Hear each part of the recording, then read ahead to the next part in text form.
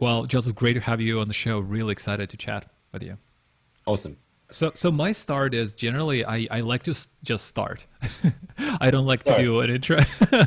I was like, oh no, we've started the podcast. Yeah. So before we start, I mean, we'll pretty much talk the same stuff we talked about before. I want to ask you a little bit about your show. There are a few other points.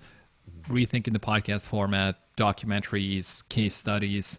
We'll talk a little bit about speed to create content, post that build your brand on LinkedIn, a little bit about LinkedIn algorithm and stuff that will emerge from that. I'm sure Yeah, we won't be lacking what to talk about. interesting. Love it. Joseph, great to have you here on the show. Welcome. I am happy to be on the show. I've watched a lot of the episodes, and yeah, I'm excited to be on. Super excited to have you here. Let's chat about your podcast. You have started it relatively recently. How is it going? It's going well. Yeah, I started. I mean, I initially had a show. I started a podcast kind of at the back end of last year, which was called the SaaS CMO Show. And look, that was going really well. I love doing it. You know, we're speaking to some really creative, like the best of the best, CMOs in the game. Loved it. But then I kind of felt like I wanted to do a bit of a rebrand for the show. I feel like you maybe you've experienced this as well. You get to a point with a podcast where you feel like you want a bit of a bit of a rebrand, a bit of a new form of content. So just kind of switch lanes a little bit with the content to kind of match what I want to talk about a little bit more. So yeah, now onto the a podcast called Brand is Demand, where I kind of basically bring on people and we talk about all things, I guess, the new way of doing B2B marketing, the new way of what new marketing looks like in B2B and really how brand plays a part in that. Yeah, I've seen the same thing happening to me too, where Mm. you start chatting, you have this concept, you have this idea, you start interviewing people, and you're like, you know what, this is cool, but, and then Mm. you're like, you kind of rebrand, and I did it, I think, like 3 times. When the first one was just personal development and sports, then it was Tim Ferriss style, then it was marketing, and now it's content creation. And you just like kind of like you either go broader or you go narrower, but it kind of like because your interests they're not static, right? Yeah, exactly. Yeah, exactly. So yeah, no, I've kind of been growing that. It's still in the early days at the minute of that show, but I've in the last week done about 5 episodes, so they'll all be being released over the next few weeks. So super excited to keep kind of growing that show, and I've been loving the conversations I've been having with people. Do you also do like in batches? You just interview people It, and then you just slowly release it? it kind of depends. I've never been a fan of picking guests and then just over time releasing content. I like to kind of almost get, come up with the podcast topic or title by just kind of, seeing what people are talking about on LinkedIn, seeing what, current customers are talking about. I want it to be very current. I don't want to, have a podcast and have it be about some random topic and it's, being released in 4 weeks from now. I want it to be like now, it's being released, in the moment. So I normally batch, a few in a week, and then I'll release them kind of no more than 2 weeks, 3 weeks out. Because it's really important to me that you get content out quick, and you don't, wait like a lot of companies tend to. Yeah, especially if you're talking about something that is trending, right? Like Exactly.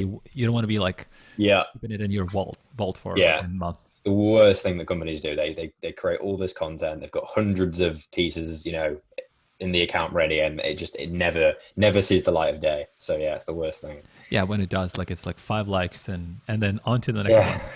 Yeah. It's just some like blog that they share, and it's just this awful mess. Yeah. So brand versus demand. Brand is demand. Yeah. Tell me about your concept, how you see it. hmm Yeah, so I mean, there's lots of things I can talk about here. I mean, I always like sharing the story, and I think I shared it with you beforehand. Of look, I started my first business when I was 15. So it Oh, was maybe we go back to Facebook because that's a great story. yeah, I that's kind of where I was going to go with that. So with the Facebook and kind of I'll explain this little story. So my first business, it was like a local marketing agency. So I'd get home, I'd cold call, sit there for hours, cold call in gyms and restaurants and businesses like that. And we started picking up clients, and it was great. And something that, so just to give like a little kind of context for this kind of the service that we were offering and how that business works. So typically we'd work with gyms, and they'd come and approach me, and I'd say, hey, okay, we're going to help you sign up more members. That was at the most basic level, that was the business model. Okay, we were going to send more members into a gym. That was the business, basically. And the way we were doing that was like local targeted Facebook ads. Now, it's really important here, this lesson, and it taught me a lot, because it was a very reoccurring pattern with every single client that I brought on for that first business. Because what was happening time and time again is we'd run a Facebook ad campaign for them. We'd do the classic 14-day free trial, or sign up for a free session, and we get them to fill in their name, email, phone number. And I always speak about this one gym who is I'm not going to name them, but a gym based in London. Hopefully they're not listening. and we over that 30-day period ended up driving them around 127 leads, I think was the number. Which, when you hear that, sounds great. It sounds awesome. We were getting leads for like £1, £2. It was crazy. It's like nothing. Yeah, for the Americans listening, that's like like $3, whatever. And it was crazy. It was nothing. It was mental. But with every single case, and with this particular gym, over this 30-day period, we had probably 127 leads, and they had literally got one person to show up. So they were 1 for 127. Which is mental. Like, it was just like, what is going on? And, at first, and this happened a lot, but this wasn't just one case. This happened with all 13 clients that I worked with. It was the same pattern. Send them loads of leads. Nothing, and then, they'd maybe at best close 3 people, and they'd sign them up for a month. And so it was at first I kind of had the thought, okay, well, most of these gym owners must be really bad at sales. It must be a sales problem. It can't be a marketing problem. That's what I think too, right? Like the first thought. Yeah, exactly. So like, it was, okay, it's got to be a sales problem. So then we started doing, we gave them sales scripts. We gave them, I tried to do everything I could to kind of improve the sales game, right? Nothing worked. Like, maybe it would get them 1 more member or 2 more members. And it was just, at the time, I didn't understand why it wasn't working. Like, and that was, to be honest, that was the reason why the business failed, because we would sign up these gyms and they'd get no members. And it was, to me, it didn't make any sense. I couldn't figure it out. But it's interesting. And going back to the brand, brand is demand. Having, learned about a lot of this and done work for clients now, and it's made me realize that the reason that didn't work was because that was really just marketing disguised as sales. That activity there of, generating leads for a gym, and it's just very like what a lot of companies are doing right now in the B2B space of, sign up for a demo, or exactly free trial for a free trial, 7-day free trial of our software, or very like conversion based activities, right? No brand involved. It's just like, give us your email address and just, that's it. Very, all very transactional, what I would call sales, basically. And it's bad sales at that. So like, that probably taught me the biggest marketing, brand, whatever you want to call it, lesson that most companies right now, and most marketers, they put it in a LinkedIn profile. They're not marketers. They're not doing marketing. They're doing sales. I could probably name 5 companies right now on LinkedIn that are actually doing marketing. Now, obviously there will be other examples that I just don't know of. I'm very in tune with the marketing space. But it's crazy to me. And it, again, always going back to that, most marketers are not marketers. They are just salespeople disguised as marketers. Well, it's one hit, right? Like there's this campaign, and there's one touch, and you want the conversion from one touch. Yeah, exactly. And it's, to me, that's absolute madness. Like, that's not the world we live in anymore. I mean, it works. It works for certain things. Like if you're selling a lunch that is like $7, for example, it's like your food court style, but that's not what we're talking about. Exactly. But I mean, I'd even argue though that even for the brands where they're selling, very low tickets, and I'm thinking about more B2C here, I'd still argue that the brands that, if you look at the brands who are actually winning, it's brand. You know, like, of course the big brands are still running the transactional Facebook ads, and you know, of course they are, but you know, no big brand has ever been built on running sign up for a free demo Facebook ads. That's you know, I name one SaaS company that's been built like that, and I will be very surprised. But yeah, look, that's you know, going back to it, look, that's the biggest lesson I learned, and that's how I think about brand. You know, how brand and demand gen as a whole. Mm-hmm. So what should they be focusing on, where, let's say they're starting a company, they're starting a SaaS company, and most of the time what I see happening is that they start running performance-based marketing campaigns like you just described, landing pages, free trial, demo, relentlessly. Yeah. And brand is never a thought, really. Most of the time it's actually never even a point where, oh, we actually should consider it. There's a blog because everybody says we kind of should have it because like kind of you're supposed to, but there's never like a brand focus. Yeah, I think because look, brand is very like, it's very up in the air, right? It's very like, you know, no one really knows what it means. Like, what does brand mean? Like, what's, you know, like, you know, you put it on the wall in your office, like, you know, like it's very like airy fairy, right? Whereas performance marketing, you can see it, right? Oh, we got, you know, 10 leads today. Oh, we got 5 leads. We got 5 people that signed up for our, you know, webinar, or 5 people that requested a demo. So I think, look, a lot of marketers nowadays, and this is just my theory, a lot of marketers are very analytical, right? We've kind of moved away from the very creative, you know, ad agencies of like the 80s, like Ogilvy and the, you know, the agencies of that era that they had to be creative because big data didn't exist. And again, this is not a forget about the data conversation. It's just more of a look. I think that era can actually teach us a lot now as marketers. I think we've gone way too far on like on the spectrum now of like data, and like it's just got stupid now. You know, marketers to me are just not marketers anymore. We've completely lost that like creative touch completely. Like it's just disappeared. Which is like hooks, storytelling, everything, humor, any of those things that are actually connecting you with the content. Zapped out, yeah. Like, you know, go and look at most companies. You know, scroll through your LinkedIn feed, and it's the same drivel. It's like, you know, case study, how this company increased their blah blah blah blah blah by 29%, and it's just we've completely got away from what marketing really means. Which is kind of ironic.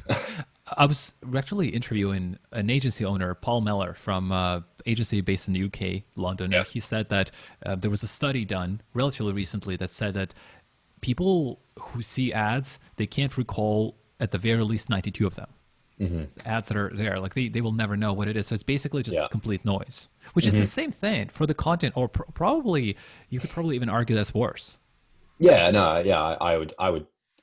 Yeah, I completely agree. Yeah. What do you think they should be doing? What do you think companies should start thinking about on the high level, and maybe some of the practical steps they could start implementing? Yeah. So like, look, if you're like, and look, there's going to be different cases here. Like if you've built your SaaS up to the point now where it's, you know, you're kind of at that like Series A point, and it's all been built fully on outbound, for example, and you've never really touched inbound, then that's in my opinion, a different story to someone who's just starting, and it's going to be a different approach because you can leverage different channels.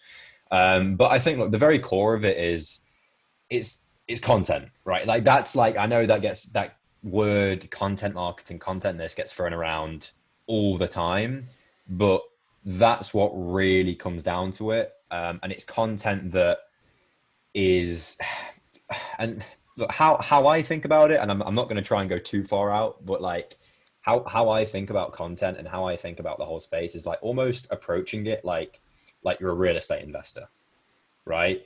So thinking about, look, there are topics in your industry that you want to own. You want to own like the attention. You want to be like the voice for a topic in your industry, right? So like, let's take the marketing space, right? Right. And let's take, I don't know, HubSpot, right? Like, you know, about everything around HubSpot. if you're a, let's say, an agency that focus that, that's like a HubSpot agency, for example, Yeah, that like helps implementation. companies. Yeah, HubSpot implementation. um your goal should be to own and be like the voice almost for every single thing that has to do with, HubSpot marketing. And again, it's having this kind of, I think it makes it a little bit easier. And the reason why I use like the real estate investor example is because it makes sense, right? It's like you want to be the voice, you want to own as many conversations as possible that are relevant to your industry as possible. Like that should always be the aim. So whatever industry you're in, and this literally could be anything, maritime, whatever it is, your aim should be, okay, what are all the topics that are, it's not just what are, I think everyone jumps to the customer, and I get it. You want to address things that your customers are thinking about, but I Yeah. think it's wider than that. I think that's actually quite a narrow way of thinking. Like it's what is your entire industry talking about, right? It's not just, okay, John, our customer, said that he's got a problem with this. Okay, let's go and spend the next 5 months creating content for just that. I think a lot of people do that, and then they go and write these like blogs that are just very like boring and just, you know what I'm talking about, like Yeah. the SEO content, right? It's just, I get it, it works, but like people need to think, I think, a little bit further out than that. It's like, Yeah. how do Yeah. we create content that people in the industry are talking about, and how can we go and own as many conversations as possible? Yeah, I mean, I think there's time and place for addressing creating content specifically Yeah, to pain of points of course. your customer, but Yeah, that feels to me more like bottom of the funnel, mid funnel, but not I like the agree. stuff that Yeah, actually makes the noise to for others. Say, hey, yeah. oh, these guys are really cool what they're doing. It doesn't really scream about like, oh, this is how we are different. Versus, Yeah, let's say your HubSpot shop, you do it maybe for real estate yeah, investors. Then you don't start with Joe has these problems because it's going to be yeah. so small, nobody's going to hear about it. Yeah, exactly. And I think a lot of, and don't get me wrong, like your customers can be telling you things that are like the hot topics in the industry around. And so you can get a lot of good insight and relevant information from your customers to go and create content off. But I just think sometimes, look, LinkedIn is like, you can get so many ideas, if you just, when you start following people, all the relevant influences in your industry, you're hearing where the conversation is going, right? Like so just that's one of the, in my opinion, the best places to tap into. Like, why would you go and try and start creating your own random content that no one's talking about? Okay, and I think it's an important point there. Like, a lot of people are trying to just create content that no one's talking about, right? If there's no buzz around a topic, why would if no one is, it may be a pain, it may, someone might have a problem. If you think about like a real life example, someone may have a bruise on their arm, right? But it's not a pressing problem. Right. But then tomorrow they've got a massive bleed on their whatever. Like, it's a much bigger problem that they've got to go and deal with. That's a real problem. Like they've got to go and solve it, right? So I think it's that same kind of approach where, look, like there are topics right now in your industry for people that are listening that everyone is talking about, right? So like, go and create content around that is kind of my point. Yeah, it's tapping into demand, but it's just doing it for content. I think a lot of people think about product demand. Not a lot of people think about content demand. Right. It's like Yeah. whoever said it, it's like don't innovate, don't reinvent, don't innovate. No, don't reinvent, innovate. So Yeah. you're like, Yeah. you're not Exactly. trying to come up with some new stuff because you don't need any new stuff. Like people are already Yeah. talking about things they need to know more about. You just have to Yeah. find it. Exactly. And I think, by the way, don't mistake that for just like copying people's content. I'm not saying go out there and just, plagiarize people's thoughts and content and just copy. That's not what I'm saying. I'm just kind of, follow the conversation of what a lot of people are talking about. You just go through LinkedIn and you'll spot trends, right? If you're following the relevant, influencers and people in your industry, you'll start to see the conversation going in a certain direction, right? So it's then again, you know, it's thinking about content demand, not just product demand. Is kind of the point. Yeah. Right, like basically, like one of the examples that comes to mind to me is Harry Dry. So he took this, he basically just Yeah. breaks down all this marketing examples, why this thing Content. works, and he takes, I think he took this company called Hey, Yeah. And then Perfect example. he just like broke it up. Like Yeah. here's how they told the story. Here's the email. Here's why it works. So he just took the trend because everybody was talking about it and Yeah. they were putting up a bit of a fight, and then he just applied it to his content model, right? Perfect. That, do you know, that is like the perfect example. And I think Harry's a really good example of that because he doesn't just, write a LinkedIn post. Like he actually thinks about, okay, how can I take this topic that everyone's talking about and how can I go and like create a really interesting content piece. And I think that may lead us on to the next point of, the actual content delivery. Hmm. And I think that's another really important point. But yeah. Yeah, let's talk about that. Let's talk about content delivery. So I know you are a fan of Mhm. speed. Like let's just let's not wait. Let's just push it out as quickly as possible. Yeah. How do you see it on like like applicable to the way Mhm. that companies are doing it? Like how could they maybe change their approach where Yeah. maybe like they shouldn't be spending like too much time trying to make it like 100%, just let's push it out if it's like 85%, but Yeah. nail down the core things that are important, like story, like hmm hooks. hmm I think the way to do this, and look, like for most people listening, the approach that I'd say like 90% of the industry is still taking is like, hey, okay, people are talking about this topic, or hey, this is a customer, this is a pain that a customer's got. Let's plan a webinar for 6 weeks from now, and let's, announce that these 4 thought leaders are going to be on the webinar, and it's, going to be in 6 weeks, and what do you know, 12 people show up, right? And it's this like one event, right? This one piece of content that people, I've never understood the logic around that. We live in a world now where if you're not producing a high volume of content on like a daily, even, weekly, but even daily basis, you're not relevant. It's just how it is. It's why companies, these big corporate companies that do these like webinars every, 6 to whatever weeks, it's why they don't work anymore. And it's why they just they don't have the same effect because we live in 2020 in a world where people are posting content every 4 hours. So I think the way that I would approach it, and I think, again, I mentioned this to you before, it's again taking relevant topics in your industry right now. I'll give you an example, and I think I mentioned this.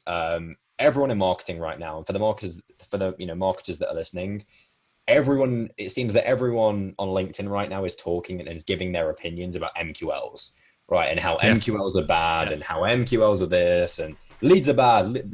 Leads need to change. The MQL model is broken. It's that kind of conversation is happening. Lead handoff, whatever. So like if you're a smart marketer right now, if you're switched on, well, I would go and create a, mini series, call it whatever you want, mini podcast series, mini docu series, mini whatever, it's the name doesn't matter.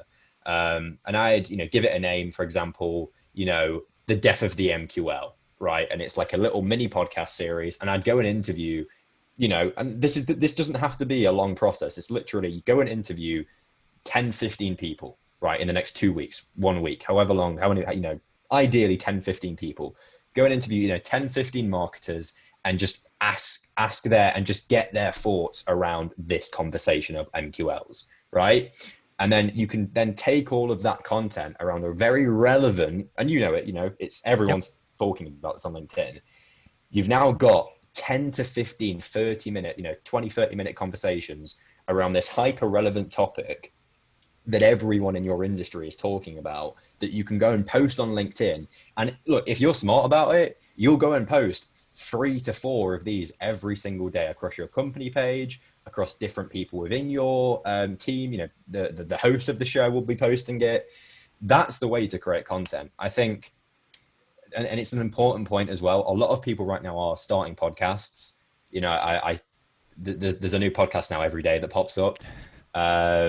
Yep. And I think as great as they are, and it's amazing that people are starting podcasts. I love it. I think it's still a bit of a broken model because, in my opinion, you shouldn't be thinking, okay, how can I just create this podcast?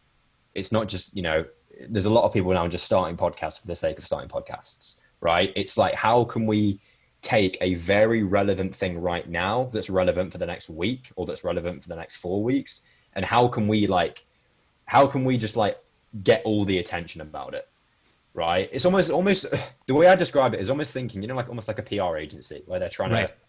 almost take a topic and go and get everyone talking about it and get everyone that's the aim with this style of content, but it's just doing it in much shorter time frames, right? So it's like it's a mini. It's more like a mini series, right? Like you say, like it's more yeah, like a documentary where it doesn't last for 6 months. It's a shorter one, but it covers the trending topic in full, like MQLs. yeah. And the way I would break down this, look, there's a million and one ways you could go about creating this content. You could do like little slide decks on LinkedIn, like, you know, PDFs. You could do a podcast. You could do a blog. You know, there's a million, and you could do all of them things together, right? There's a million and one ways you can do this. The way I like is video and audio like this, because you can then do things with this content, and it's a better, in my opinion, a better form of content. It's what people are consuming. But the way I would approach this is, you know, again, it's about finding that relevant industry topic. What is everyone talking about? What, you know, where, like, you know, what is the demand right now? Like, what is a topic that people are going to be searching for? But more importantly, what is a topic that people would want to sit down and listen to content, you know, for 30 minutes for, right? Like, what is that topic? So that's the key here. Like, if you don't get the topic right, the entire rest of this process doesn't work, right? Like, you know, because there's no demand for it. So it's, again, finding that topic, and then it's, okay, saying in the next 2 weeks, how can we create more relevant content than anyone in our industry? Like, and how can we just make our competitors look stupid in terms of like and it's not about, you know, we produce more content. It's just, you want to Quality. be, yeah, the quality. But I think a lot of people think that quality means less quantity. That's not true. You know, you can have you could have 300 very quality pieces of content from 15 podcasts in the next 2 weeks that is probably, if you do it right, better quality than what most of your competitors are doing, which is crazy if you think about it.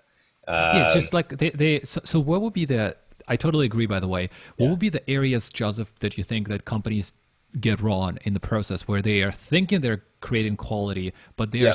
wasting time on the certain components?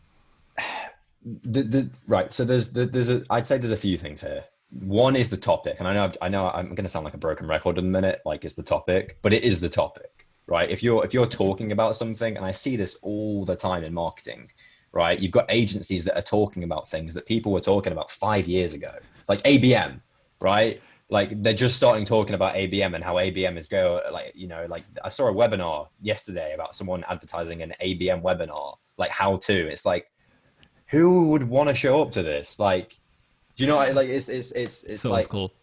yeah, it's like, but yeah, basically, you know, showing up to a sales call. But it's, if you don't get the topic right, that's the problem. You know, so like, it's like, look, there's not always just one topic. Like, usually there's probably 10, 15 things that people right now in your industry are talking about. Obviously, depending on the size, that's going to differ. But there's always like some very key things that right now people are talking about, right? So it's, look, you've got to go and find that. The best place to do that, in my opinion, if is LinkedIn or any kind of social channel, because you the beauty of social channels, particularly LinkedIn, is you can, by just following people, your feed is going to be designed in a way where you're seeing, like, you know, what all the influencers and people, you know, that have got big followings are talking about, right? And you're getting like where the conversation is going. So like, that's why I recommend LinkedIn. Look, obviously going to your customers, yeah, I agree, but in my opinion, that's the slow way of doing it. I actually disagree when people say that, you know, go and create Mhm. content for your customers. I know that's quite controversial, but I actually disagree with that. I think that's just a super slow way of doing it. Like, look, if you know, if the industry is talking about it, then your customers are probably also talking about it. Like, it's not rocket science. Like, I don't know why people think that like your customers are going to give you some magic information. They're probably not. They're probably just going to say the exact same thing that everyone else is saying on LinkedIn. Right. I've seen it a million times where people think that their customers are going to give them this like magic insight that like is going to give them like all the content for the next year, and I don't really agree with that. Like, it's what people are talking about on LinkedIn, okay?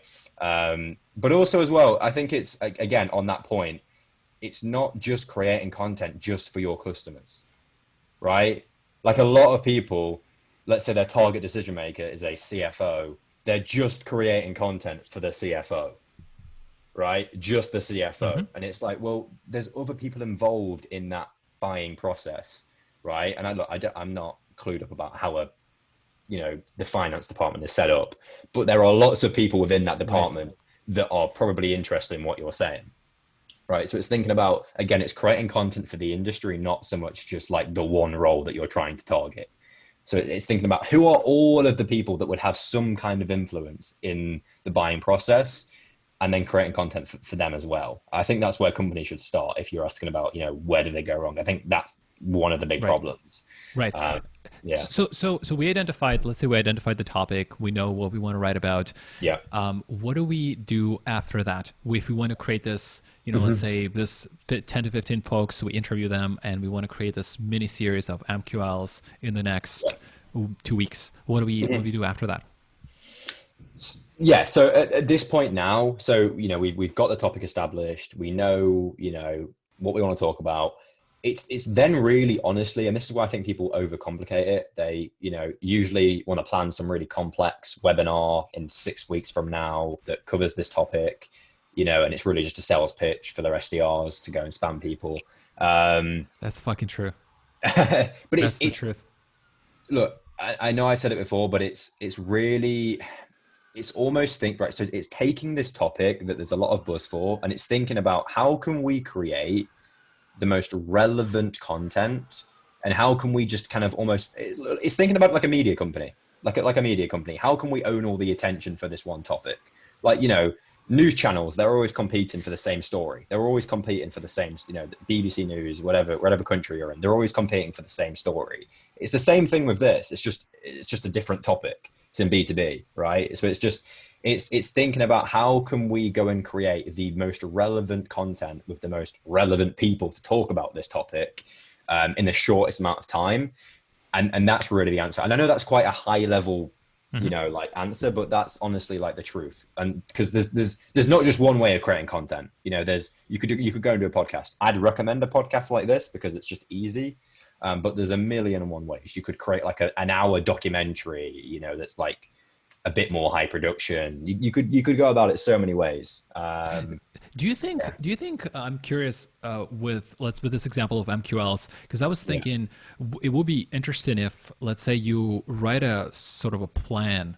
Maybe like you understand this MQL trending topic, and then you write like okay, so what's the setup? What is the problem? What is the what is the conflict, and what will be the outcome? And then you write this kind of an outline, and then you try to figure out the people who would be speaking to that, so it's easier to you to create a narrative as a mini doc series. Yeah. So that's a really good, and I'm actually doing that. So I'm releasing a podcast probably later on today, which is going to be around like I'm calling it like I'm taking like the big like the big pharma conspiracy, and I'm doing the big Martech conspiracy of like how Martech has been misleading us and has been been misleading marketers, and I'm going to do a little series around how Martech has been misleading people, and that's actually something I'm doing right now because it's what people are talking about.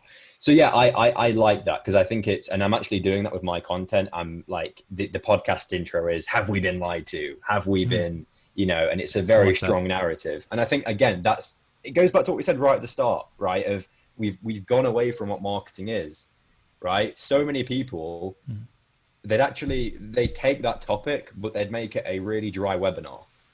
Right, they'd make it a really dry 4-hour webinar with speakers that come in and out, and it's just so boring, right? But then others would take that topic and they'd, like you said, they'd create a really interesting narrative around it, and they'd make it this like thing that everyone in the industry is talking about. Because there's two different intents, right? The one intent for the webinar is to sell, versus when you create a mini doc series is to give the value without trying to push your product, which actually ends up selling your product, which is ironically. Yeah, exactly. And I think it's just, but again, it comes back to, are you doing marketing? I guess is the real thing. Like, but another thing you can do as well, I've just thought of something that I think may be quite valuable. It's thinking about things in headlines, right? So I think a lot of people slip up here. They'll, take, again, going back to the MQL example, right? Everyone's talking about MQLs. They'll, create a webinar, and the headline for the webinar, it'll be in 6 weeks from now, and it'll be called,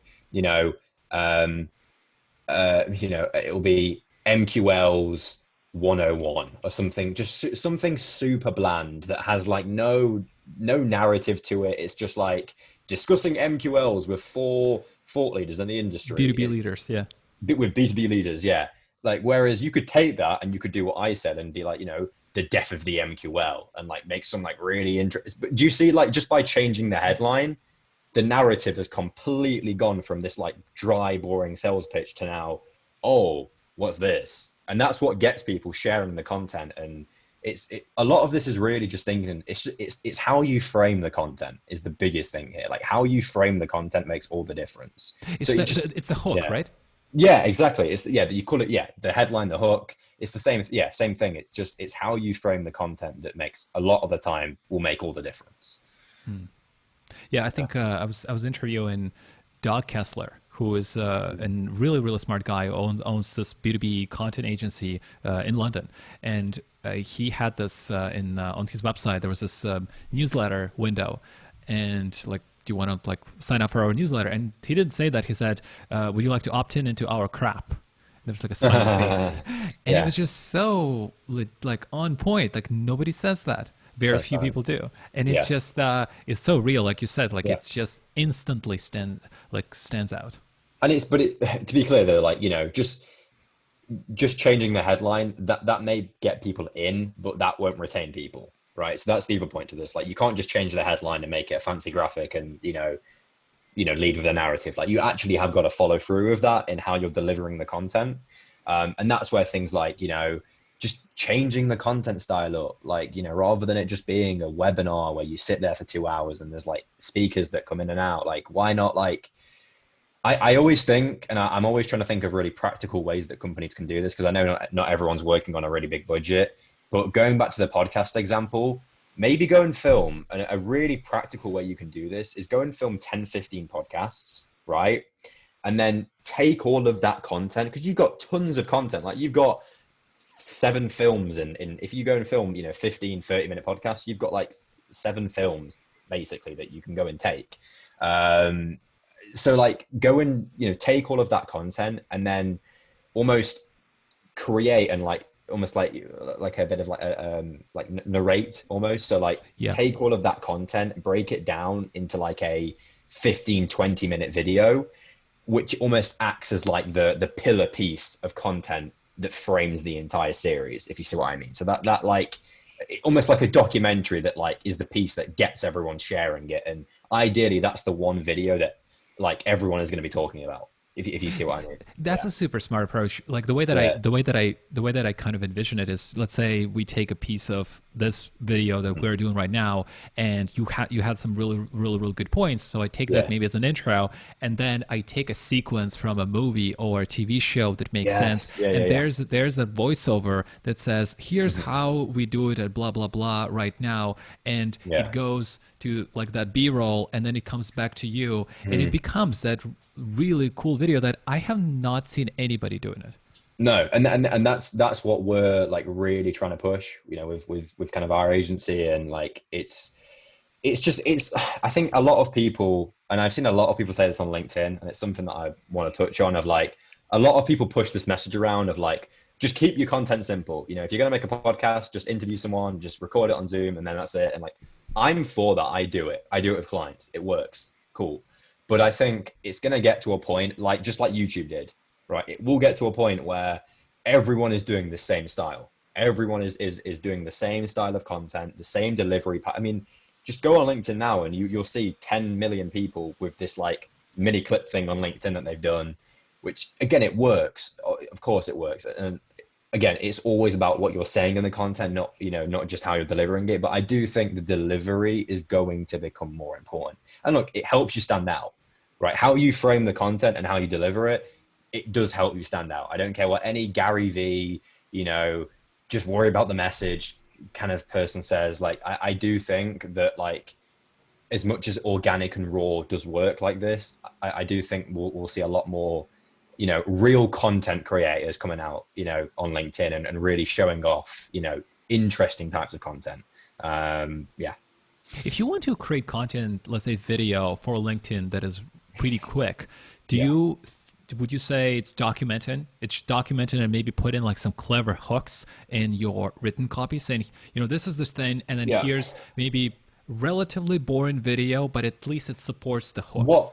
What I do with content, I do this with clients as well. So like, let's say you've got a mini clip, right? Like you've got a podcast like that, which is what most people do, right? And most people understand that, you've got a podcast and then you go and take out like little snippets, little mini clips that you post to LinkedIn. That's what most people are doing. I think where most people go wrong with that is they'll just like literally post the clip to LinkedIn and they'll just like almost like literally describe like word for word what was said in the clip. And it almost sounds like a sales pitch to try and get people to watch the video and go and listen to the podcast.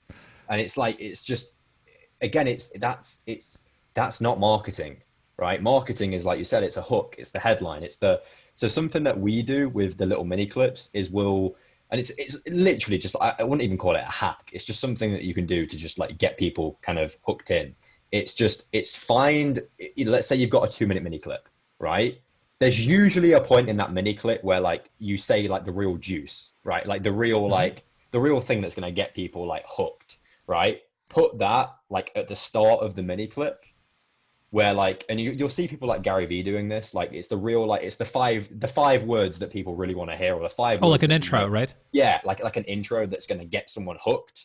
And then like play that clip right at the start. So when someone's scrolling through LinkedIn, like that's the first thing they hear. It's the first subtitles they see. It's the real like juice of the clip, right? It's the real, like, whether it's something controversial, whether it's something, whatever it is, it's just, for me, that's better than just like playing the clip from the start. And it's just that people have got no context, right? Like context is really, really, really, really important. Like if you just like dump a clip on LinkedIn, like a random clip on LinkedIn, again, it's just, look, it's thinking about it from a, someone scrolling through LinkedIn. Like when you scroll through LinkedIn, do you really want to just click on some random clip that like, and you've got no context for what this clip is? Like you want to watch a clip that like is going to give you something. It's going to like, you want to get right to, the point, right? Because there's so much noise on LinkedIn and just any social platform. There's so much noise. So you've got to be so clear and concise. So that's just a little hack that you can do that, find that little, if it's a 2-minute clip, find that 10 seconds of the clip, put that at the start, and then play that, and then jump into the main clip. Right. It's basically what YouTubers do, right? Like most of the good ones. Yeah. Any good YouTuber knows that. Yeah. And I think one other thing, I haven't really done it well, is like you created like a thumbnail. You create a thumbnail that just shows at the start for like 2 seconds, right? I'd be curious how people react to it. Like, would they feel it's a bit of a clickbait where I just clicked on it and then it kind of disappeared, or not? Yeah, we personally don't do that. Just because, if you're trying to do a thumbnail for every single video, it's a lot. That does become a lot. Like we do it for some, but like not for every clip. I don't think it's necessary all the time. But yeah, I have done it, and it can work really well. Like it does. There are cases where that works super well, but I don't think it's always that necessary. Right, because it's also like thinking that LinkedIn is kind of like, in a way, like well, it's not quite like Twitter, but like the content going to disappear pretty quickly. So like you're not going to get a lot of mileage from the work you put in, versus on YouTube. This thing's going to be keeping and only getting better over time. Yeah, and it matters way more. Yeah. Exactly. Yeah. What do you think about LinkedIn algorithm? I know we talked a little bit about. I'm curious. I was actually going to jump in and just say, like you were saying, like content disappears, and I was like, I'm still getting content from 6 months ago on my feed. No, it's I don't know. It seems in the last like 2 weeks or so. I don't know if you've seen this as well. I know I've just heavily seen it. I'm now getting content from like 2 weeks ago. I'll go on my feed now, and I'm getting posts that were from 5 days, like last week, or like even like 2 months ago. And it just, I don't know what they're doing with the feed at the minute, but it's very weird how they've organized the feed on LinkedIn. I'm still yet to kind of get to the bottom of like how they actually, deliver content on the platform. I've seen it. It's just, it's weird. Like there are some posts that would have low engagement. And I would get like 2 likes from 2 weeks ago, post. I'm like, that's kind of like, never seen that before. So I think they're always keep doing like I'd be curious how they're making decisions on the content, how they like rejiggle Yeah. it, like what kind of like priorities they put up. I think though, like particularly with certain influencers on LinkedIn, I think just communities on LinkedIn, LinkedIn almost works in bubbles, like any social platform, but really with LinkedIn, it really works in bubbles. So, and look, I don't want to go too much into people gaining the algorithm and faking it and stuff, because that just becomes a whole other conversation. But like, there are certain people on LinkedIn that like, just because, like, you'll be scrolling on, X Y, Daniel, I forgot his name now. People that get a lot of engagement, and you'll just always see them in your feed, and just because it's them, because it's a Chris Walker post, you'll engage with it, right? And it's almost this, I think Chris even calls it like the brand halo effect, Right. where just because you see it in your feed, you'll engage with it, right? So I think some people got in very early on LinkedIn, and now because of the amazing content that they're producing, they get lots of engagement and they get lots of people talking about their content, and it gets to the point where, again, I always reference him, but Chris Walker, you'll now see a post in your feed, and just because it's him, just because it's Chris that's posted it, and just because it's his logo, his face, you'll engage with it. It's really weird. Yep. I find myself, just engaging with his content without even thinking about what he's actually posted. I also noticed with Chris is that he has obviously he has a strategy around posts, but he normally on a Friday or a Saturday, he almost always posts about career, and he almost starts a post saying, 4 years ago when I was a marketer, I did this. Life was awful. And but it's always like on a Friday, like literally, it's like he knows people, like they think about the Friday, their Fridays in the mind, and it always a post about career, how it sucked, how I get better, and it works phenomenally well. Yeah. No, yeah. It's I mean, there's a lot of people doing them kind of posts on LinkedIn, but yeah. What do you any suggestions, Joseph, for people who are creating content on LinkedIn? Things that maybe like from not necessarily from the company perspective, but just from their personal brand, what should they start doing that maybe they're not doing right now? Yeah, I mean, look, it goes back to that same thing that I was, kind of saying earlier on about, it's finding the hot topics in the industry, and it's going to be different for every single industry. Some industries, they're just not going to be as active, maybe not on LinkedIn. So you've got to go and find other places to go and find them topics. But in every industry, I don't care what it is or what the size is, there are people in that industry talking about XYZ topics, right? So it's finding them. And then it's honestly just as fast as you can and in the best way possible. So like, always thinking about quality, because quality is important.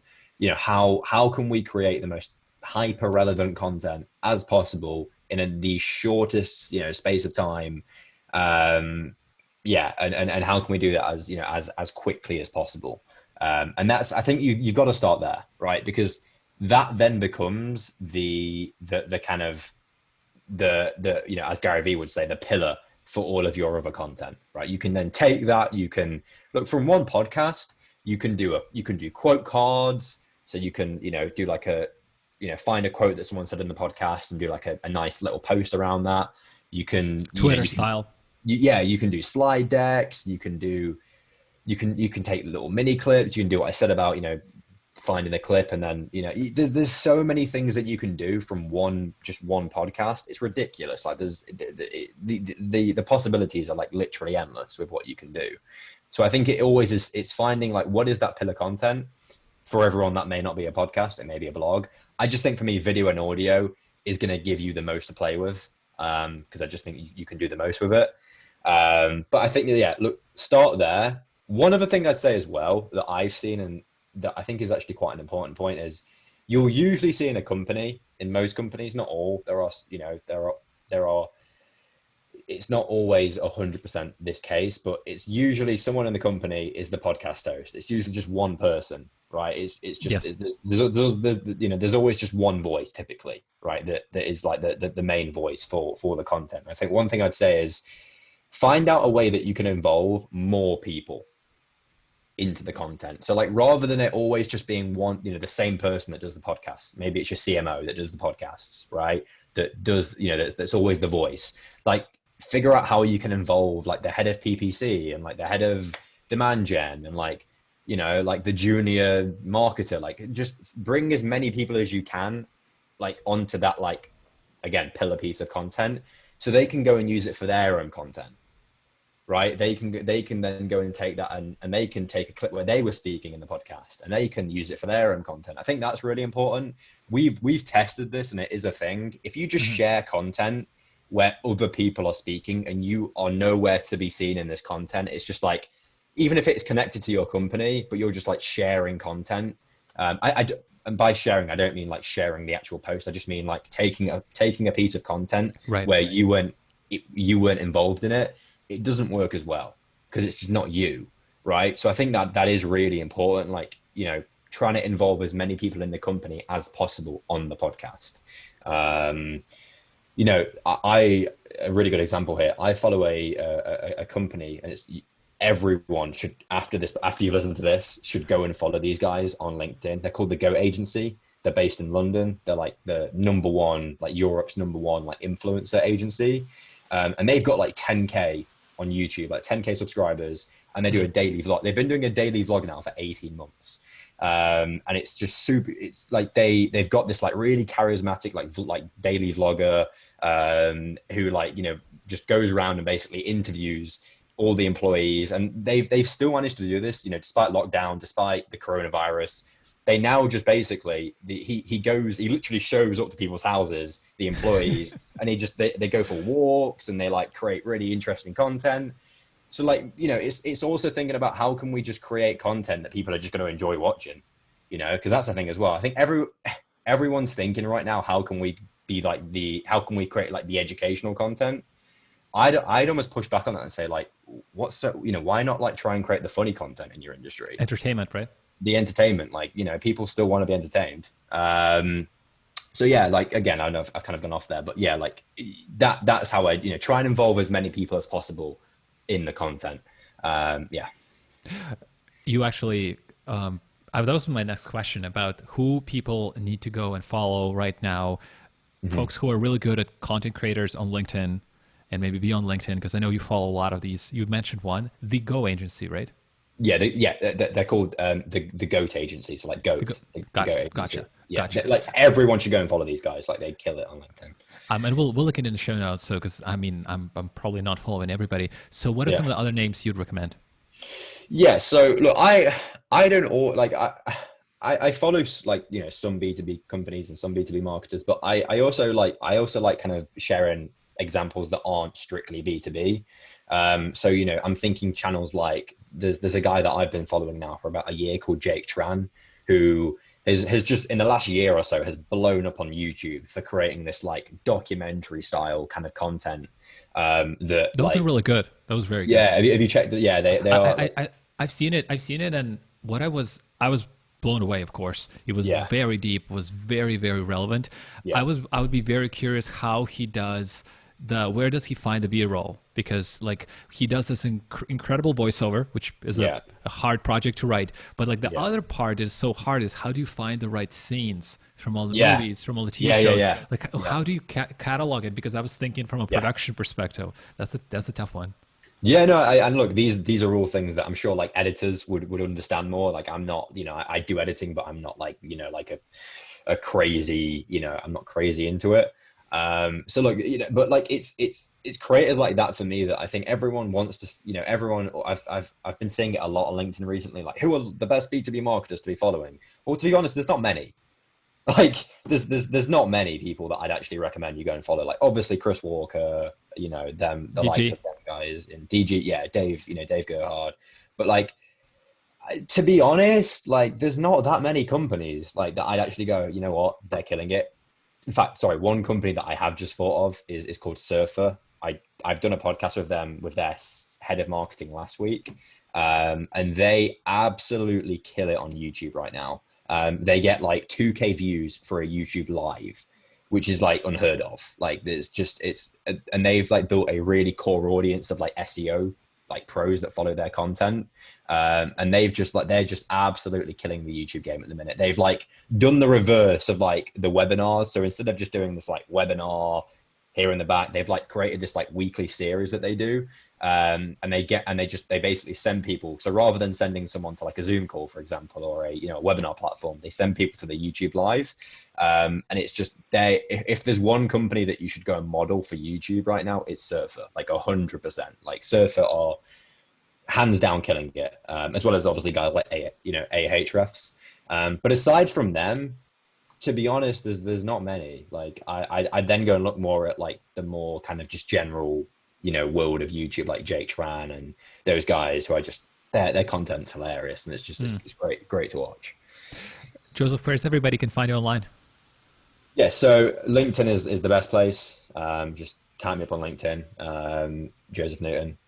Yeah, that's the main place that you can kind of connect with me and we can have a chat. Well, that was fun. That was really fun. I enjoyed that. Thank you for sharing your thoughts. Yeah, cool. It's awesome having you.